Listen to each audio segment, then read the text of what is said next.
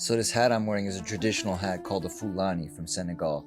It's handmade and worn by nomadic peoples in West Africa. And you hear this music. Well, it comes from an instrument known as the Kora, which is part of the Senegalese national anthem. It's a Senegalese kind of thing, but it's played all over West Africa.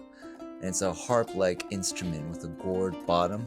But the funny thing about this music, if you listen to it, it sounds extremely similar to a harpsichord. It sounds extremely similar to a lot of symphony orchestras that were created in the 16th and 17th centuries. The first time I saw the Kora was it being played in Union Square by this amazing musician. And it blew my mind when I saw the instrument because it was so intricate and complex and had such range. And the very next day I was invited to some sort of gathering and there happened to be a Kora player there. And I asked him about the instrument and where it came from.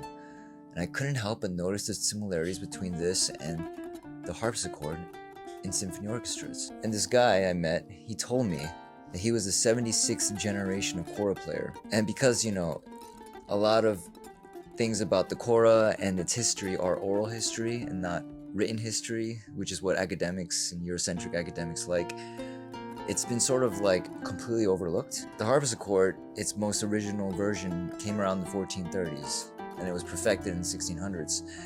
But this Kora player, if he's the 76th generation player, even doing the math very liberally, dates the Kora before 1000, which means there's a very, very good chance that the Kora and its instrumentation had a major influence on symphony orchestras in Europe later on.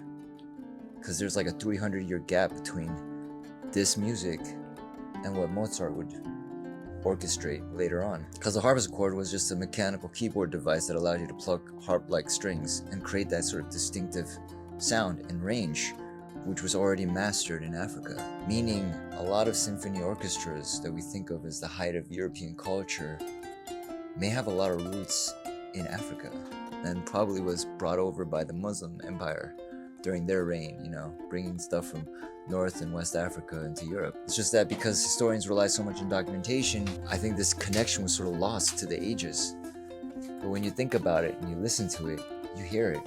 You hear that thing, right? So check out the Kora if you can. If you can hear it in Union Square or at a concert hall, it's a must-hear experience because it's so intricate and beautiful and its range. It's also a lot of fun to dance to.